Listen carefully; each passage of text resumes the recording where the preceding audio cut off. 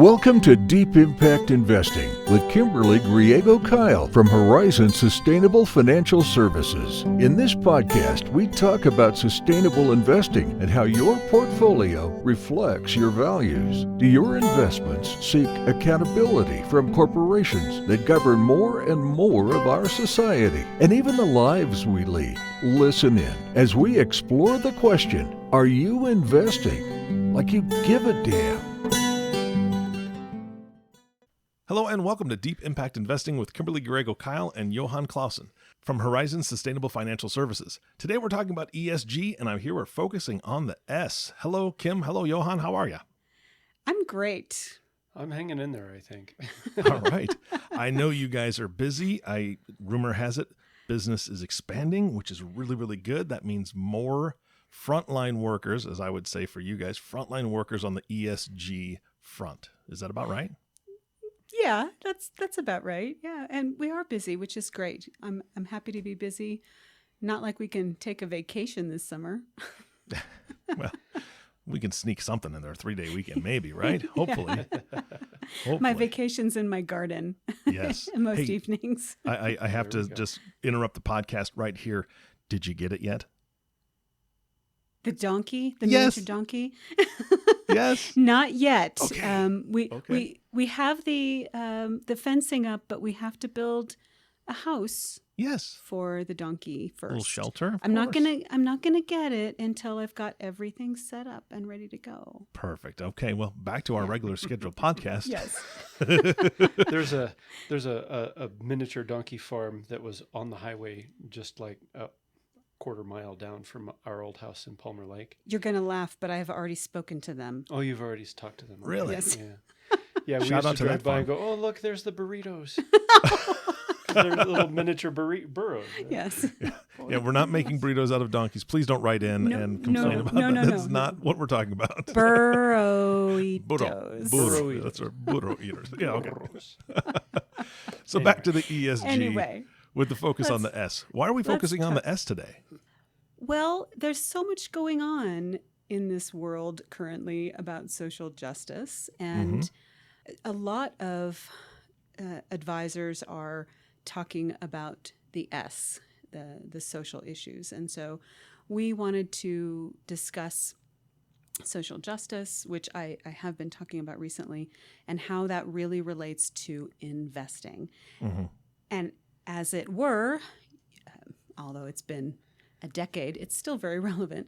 Johann wrote an article that was published in a book.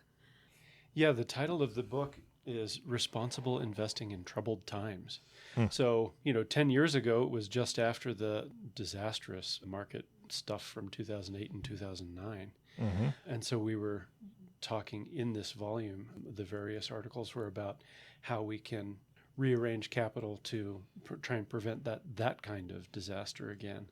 But my article in particular there was talking about how really, when we get down to it, if we try and separate out the environmental sustainability questions and questions of social justice, we're going to end up not being able to serve either of them well because they're so tightly entwined. And especially if we look at a long-term time horizon, then the longer period we look at, the more likely it is that environmental issues and social justice issues are going to be wrapped together so tightly that we really shouldn't try to remove them from one another. Yeah. And Johann and I were chatting earlier about the ESG. And if a listener's not familiar with that term ESG, it's environmental social governance. And a number of mutual funds and managers focus on ESG issues when they're screening or investing their funds.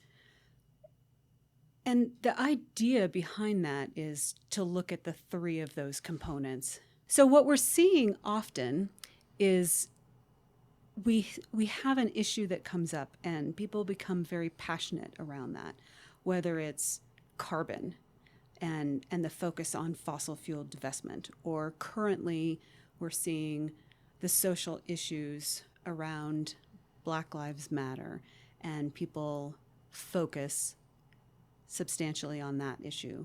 Or a few years ago, and I'm not sure, well, I guess I understand why it's not being focused on right now, because the social justice issues are so front and center. But last election cycle, it was money in politics or governance and getting money out of politics. So people hyper-focus on a particular letter, whether it's the E, the S, or the G. And what I see happens is it tends to be cyclical, is there's that hyper-focus, and the other two letters tend to get pushed into the background. Yeah, I think so. Yeah. And Johann and I were on agreement on this, I think, is that those three things need to come together, and they need to be focused on jointly. Yeah, if we try to separate them out, we end up just doing a disservice to the two that we're not focused on. So a few years ago, we were tremendously focused on, we have been for a long time, but the focus was on carbon energy and carbon divestment. And there was, we were concerned about methane pollution and what was happening and how much methane was being released and how much of it was being burned off. And there was a mention here and there of the impacts to the people downwind, but it was almost always thinking about the global climate change issues. And so the people who live downwind or downstream from the natural gas wells, or from the oil wells, or from the tar sands, or whatever. Coal Mines. Those folks, their particular health and safety issues were ignored for a time being, while all the focus was instead on the global climate issues, right? And not that those aren't very important, but we sort of forgot about that for a little while. And then those issues started coming back up a little bit more, and we have since started to focus a little more on the concept of environmental racism, as we're starting to think right now about all sorts of racism. Some of the leaders of the environmental movement have been able to say, hey, let's not forget about environmentalism while we're talking about racism, because there's this thing called environmental racism. And if we look at the location of polluting power plants or mines or oil wells or whatever, we often find that those things are located very close to already impoverished communities of color in particular. And so the environmental devastation and the severe problems of social justice often travel together. Can I ask you a question there, Johann? Sure. So my curiosity is the chicken and the egg, right? What happens? Do you think it is, or maybe you have the statistics on this, is it something where these neighborhoods, the impoverished neighborhoods, are there and therefore the land is cheaper, so large companies move in that are going to be causing that pollution? Or do you think it's the flip side of the coin, where the large corporation is there are possible pollution issues plus sound, noise, whatever, and so the surrounding land is cheaper, and therefore the people that can afford it, the impoverished people, are buying property there because that's what they can afford? It's both. Yeah, it's both chicken and egg. In some cases, the industry comes first, and then they need workers, and so they make it easy for impoverished communities, for the workers to live nearby. And because of the environmental degradation, because of the pollution and so on, that land becomes less desirable, and so it becomes easier to build low-income housing there. A great example is, for example, right now there's tremendous social trouble at the so-called man camps in Alberta, at the tar sands. Yeah, thank you. Tar sands. I don't know whether you should call them mines or wells or what. I think most people are calling them mines, right? The tar sands mines, because they dig up this stuff and they process it, and then it processes into something like oil. But so those folks, those companies come in, they start digging up this gunk out of the ground, and they need people to do the work, and so they build or set aside space very nearby for trailers. And they end up putting altogether too many men in each trailer to come and do the work. And then so those guys are living there for very cheap, but there's a lot of social problems that go along with man camps too. So that's one of the big sources of the missing and murdered Indigenous women. Wow. A lot of those, that's one of those problems that follows man camps across Canada, and the United States too. So. Yeah, so that's the social justice, environmental justice issues. It's just some of them that come up when we think about environmental component, social justice component that have to go together. Yeah. And we can't forget that. Yeah, and we can't try and treat one without treating the whole batch of them together.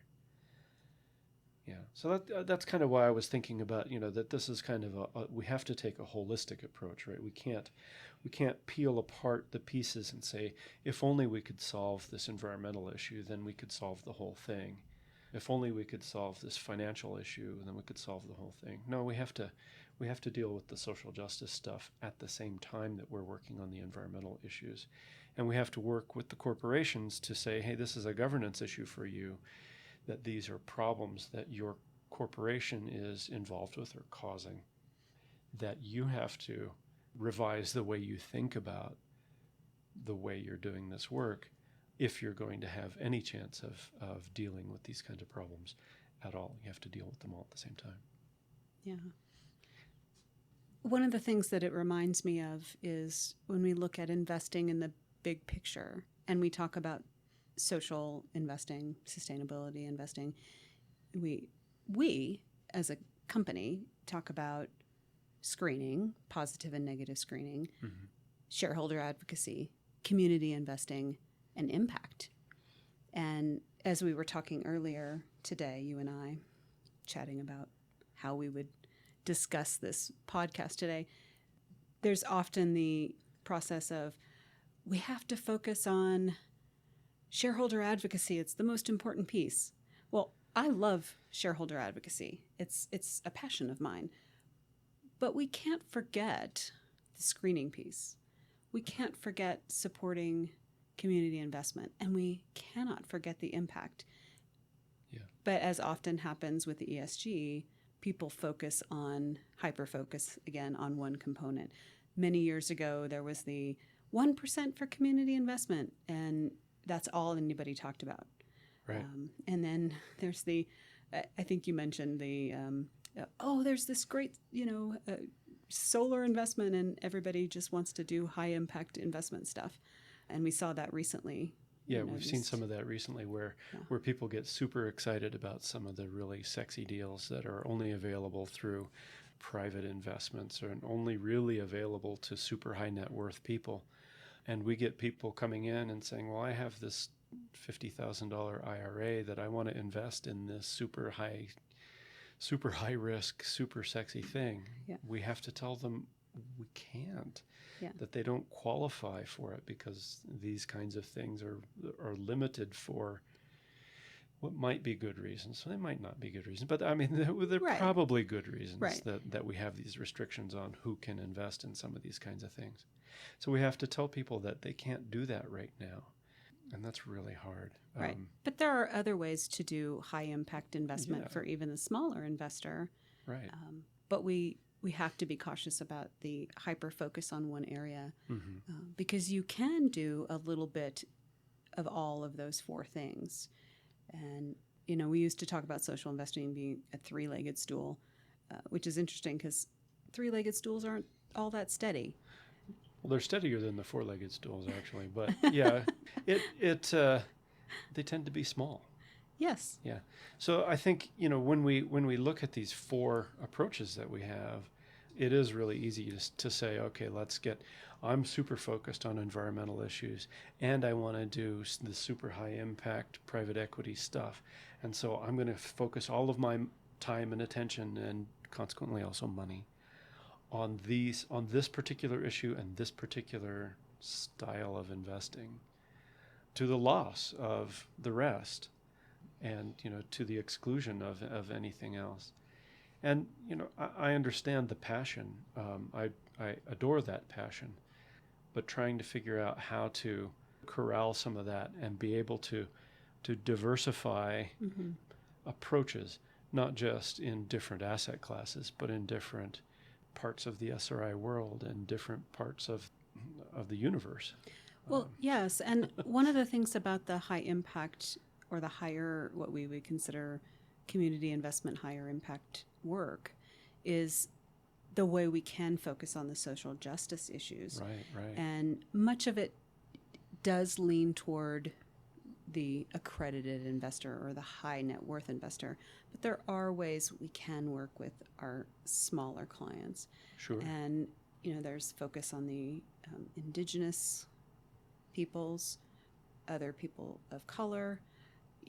There's the C note, which most of it is high net worth, but they did have a fund that came out working with Black-owned businesses during when COVID started and businesses were shutting down. So it was focused on keeping those businesses open specifically, which is great. So there's wonderful things happening in those areas. So most high impact has a lot to do with low income support, people of color. Most of the community investment, the high impact community investment stuff, the private equity and private debt stuff, that tends to be, those are, I don't want to say small businesses, they're bigger than that. Yeah. But they are the kinds of exciting and sexy opportunities that people understand as this is a high impact thing. But I agree that community investment opportunities are among the highest impact investments that we can make. Yes. But when we think about screening criteria and using our screening to keep bad guys, so-called bad guys, out of our portfolio, and to include all the good guys instead, to focus our energies on that. That only does so much. Some of those bad guys really don't care whether they're in our client portfolios or not. There's plenty of other people out there who will buy a tobacco stock where they're not in our portfolios, or an oil company or whatever. Shareholder advocacy was where in the public market, in the public stock markets, that's where we can make some difference, right? We can actually change the behavior of individual corporations by owning some of their shares where we might not want to, but owning those shares and then using the power of our shareholder rights to be able to change their behavior. But community investment is really, it's huge. It can be environmentally sustainable focused, but a lot of times I think you're right, it is more social justice focused. It gives us a way to provide direct impact in the individual lives of actual human beings. Yeah. And I think for a long time, when we looked specifically at mutual funds, the S was often left out. Right. It was very seldom screened for. But that is becoming a lot more common. Yeah, I think that in the last couple of years, some of the mutual funds and some of the other portfolio managers they really have only just begun figuring out ways to include social justice issues in their screening criteria. Some of our good friends, Rachel Robescotti, she's doing some wonderful work through her firm Robescotti and Phillipson. Yes. On building social justice issues into the way they manage portfolios. And we're talking with Rachel, and we're talking with a handful of other people too about how we can do even more with this with our clients. I'm glad to see that this is getting more attention, because it has been ignored or underutilized. No, that's not the right word. There hasn't been enough attention spent on the social criteria, social issues. Right. Because I think that's often something that brings people to sustainable investing is the social justice issues, because that's where their passion tends to lie. Also the environment, and that's been easy to screen for, but the social justice piece has lagged behind, and now it's such a forefront of mind component of people's thoughts that they want to make sure that's included in their portfolios. So it's just a have to be, a have to do. We must look at those issues, and it's not just about screening out private prisons, which is incredibly important, but we have to look beyond that. Right. Yeah, we need to be able to look at some of the suppliers and some of the, there's a lot of different ways that we can treat those kinds of issues. Well, one of the things, Johann, that we were just discussing as well is that we are going to work on the principles of your article and update that and create a new white paper that we will we should be on the lookout for that. We should be able to update this article and revise. I think the argument is still sound, but we've got some even better examples that we can work with, and some new shareholder advocacy successes that we can share as part of this too. Yeah. But so we will post that when we get that completed. We can post that to our blog and Absolutely. Maybe as a link to this podcast too. Yes, I think that would be great. And we just wanted to share with folks how we felt about the S and how important we think it is, and the combination of the E and the S, and of course the G, because they all have to go together. Mm-hmm. So anything else you want to share around that? No. I think we're good. Yeah. So Eric, any questions from you? Well, here's one thing. Wow, these are big things to tackle, right? Yes. And I mean, I know that you guys have been living this life for a very long time, but my question is, are there some really good groups out there that are looking for and maybe suggesting solutions? So taking the one example from earlier in the conversation, the man camps, which I had never heard of before, and I never heard of what the problems were. How do you solve an issue like that when you need to bring workers in? Because that's been done for decades. I mean, well, probably even a century at least. Centuries, because of, they have small locations, huts that I would call them migrant workers at that point, because they're migrating to the location and staying in very small camps. I mean, railroads, right? Let's go back to the railroads. Right. All the way back thing. to the railroads, yeah. So how do you solve that issue when you need to bring workers in and there's not affordable housing in the area? And I mean, is there somebody working on this problem and are there corporations that are willing to listen? Well, those are very good questions, and I'm not entirely certain what the answer is right now. I do know that it is, it's certainly possible to upgrade the conditions in those, let's call them migrant worker camps, and to bring the conditions in those camps up to a level that they are livable, really. And that, when we can do that, when we can provide those kinds of, better living conditions for those workers, we also decrease the crime that comes along with those. We increase their health and safety issues. Yeah, it's certainly possible to address those issues, but it needs to be the corporations that bring those workers in and provide them with housing and provide them with a lot of the other necessities of life need to be able to spend a little more, I think, to make those conditions livable, and to make the health and safety issues easier to handle. Yeah, I as a coach, I don't know if that really. Yeah, well, and it does. That resonates, and that's a piece of it for sure.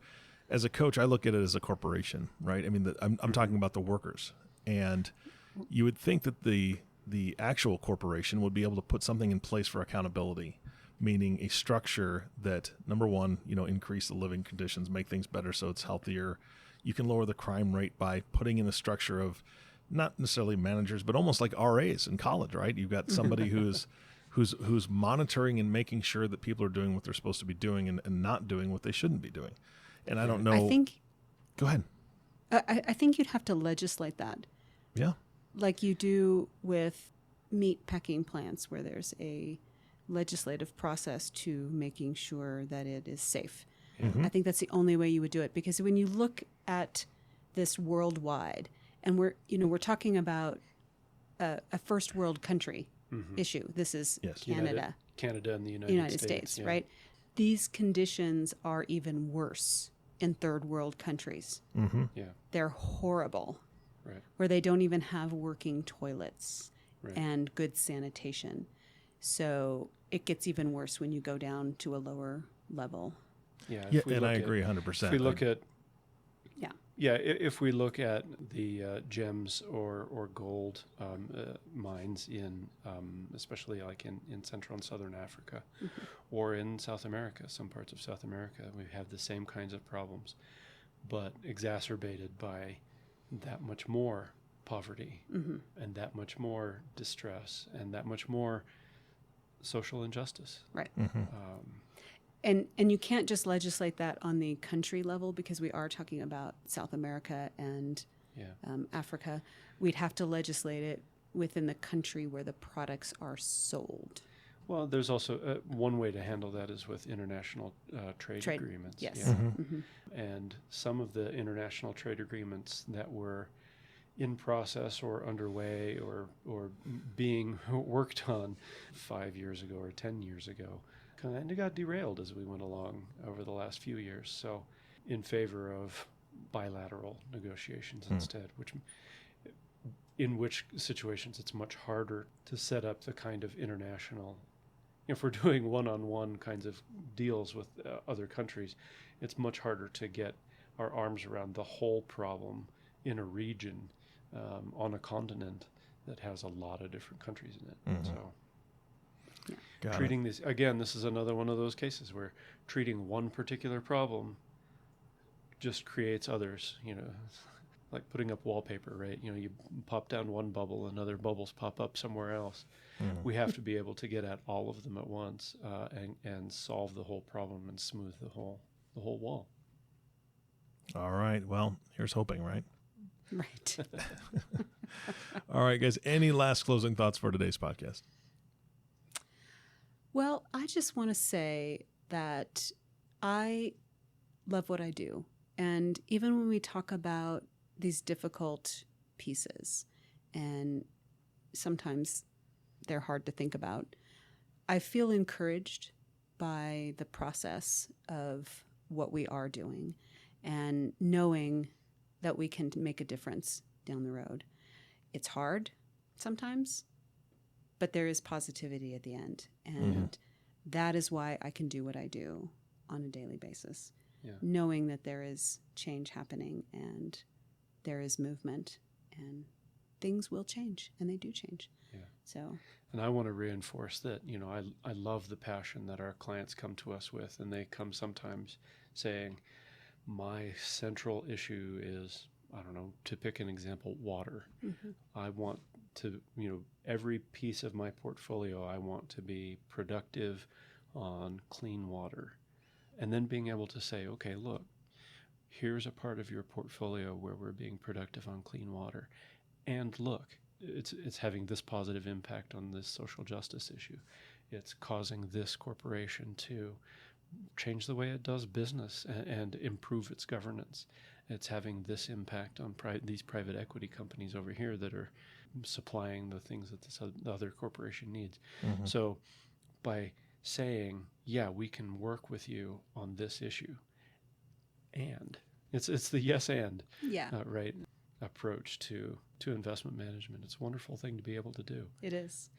And very soon we're going to be able to give our clients some really fun reports about their impact in their portfolios, which they're going to love. Yeah, we're building some new capabilities as part of our changes that are underway in our business. So.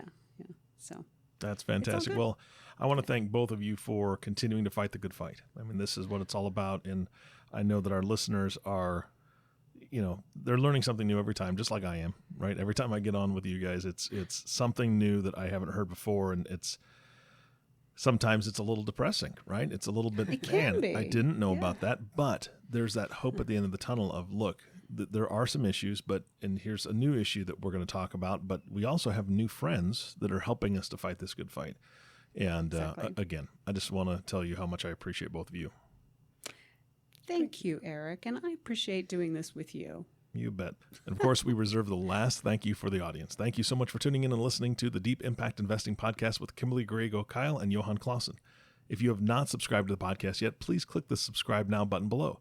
This way, when Kim and Johann come out with a new podcast, it'll show up directly on your listening device. This makes it much easier to share these podcasts with your friends and family. And this is a great one to share because it's going to spark some conversation. Don't we all need that a little bit more right now? Just some more conversations with family and friends? That'd be great. Anyway, thanks again for listening today. For everyone at Horizon Sustainable Financial Services, this is Eric Johnson reminding you to live your best day every day. And we'll see you next time. Thank you for listening to Deep Impact Investing Podcast, the sustainable, responsible impact investing podcast that shows you how to get your voice heard. It's time to start investing like you give a damn. To ask a question that we can answer on an upcoming podcast, email us at info@horizonssfs.com or join the conversation on Facebook at www.facebook.com/Horizons Sustainable Financial Services, or give us a call at 505-982-9661. Don't forget to click the subscribe button to be notified when new episodes become available. The companies we may speak about during our podcast are not recommendations for investment only. You and your financial advisor can determine what the right investments are for you and your situation. Horizon Sustainable Financial Services is a registered investment advisor, registered with the state of New Mexico, and other jurisdictions were registered or exempted. The information covered and posted represents the views and opinions of the host and or guest, and do not necessarily represent the views or opinions of Horizon Sustainable Financial Services. The content has been made available for informational and educational purposes only. The content is not intended to be a substitute for professional investing advice. Always seek the advice of your financial advisor or other qualified financial service provider with any questions you may have regarding your investment planning.